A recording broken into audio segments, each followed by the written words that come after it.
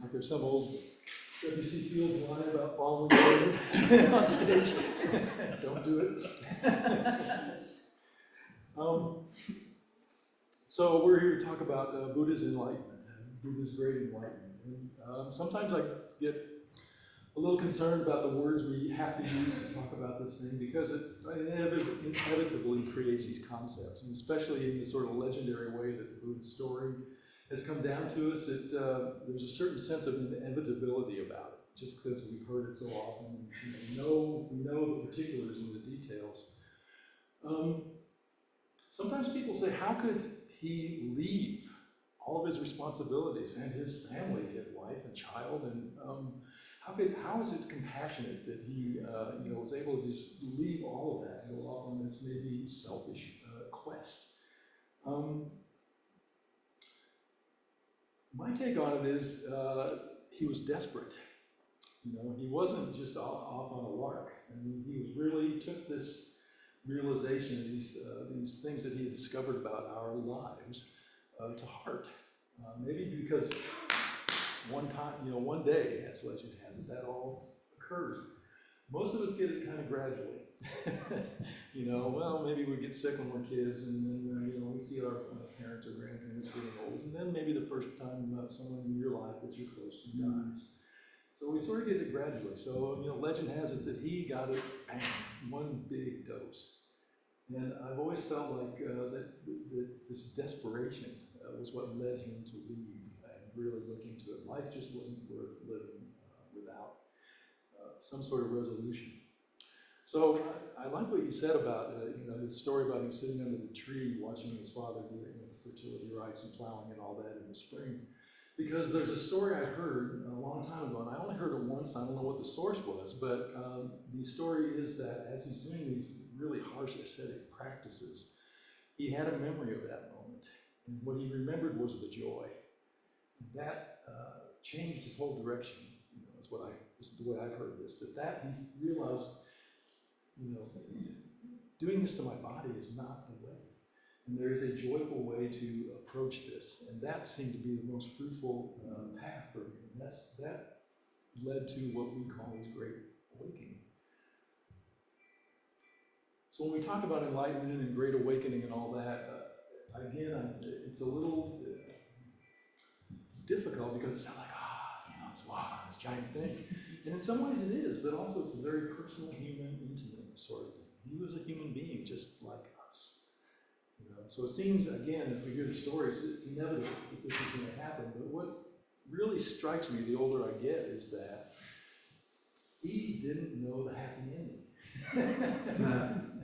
He tried everything. The best teachers of his era, he mastered their teaching, but it didn't satisfy him. They wanted him to be their heir, to carry on whatever they were teaching. But he realized that there was something missing still in his own experience, and that's what led him to this ascetic practice, which he realized was in some ways a dead end. So after he regained his strength and trying to figure out what to do, he sat down under a tree, just like we saw, and he made a great vow. I will not get up until I have worked this out. I've solved this problem, whatever it is, however you conceive it. Or I'll just die. I'll just sit here till I die because life is not worth living with this sort of doubt, I guess, this sort of suffering. And he got up. He didn't die, And the fact that happened leads directly to us being here today.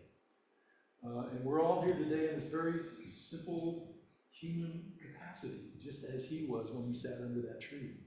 This is such a human story, for all of us. And it's, I was going to say inspirational because it is, that someone would actually take this to the limit in order to work out his own salvation with diligence, I guess, which was his advice for the Sangha as he died. Work out your salvation with diligence. So that's good advice. But the other thing about all of this, when we talk about enlightenment, Buddhist enlightenment, it seems far away from us. You know, it seems like something, oh, someday maybe, you know, I can't possibly have it. What's it, you know, we have all these ideas, all this chanting about it. So one thing I've always appreciated about this practice and about Zen Master Sun Sun's teaching is it's come down to us, and through all the teachers now, is very simple and very clear.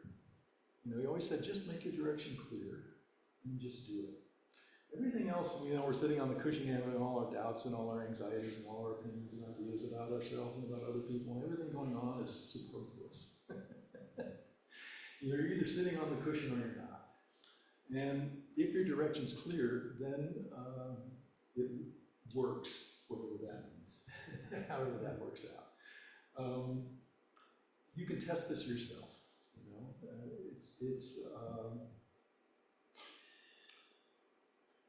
As long as your idea to begin with is clear. This is not for me, this is for all sentient beings. And just do it. And everything becomes clear for you, just like the Buddha, in this very simple, humane, intimate kind of way, you know, that we all share. So thank you for being here to share this ceremony this day, for making this ceremony. Thank you for making this Zen Center. I mean, all we have to offer people is ourselves and this practice. That's it. And, the fact that this place is thriving is just wonderful.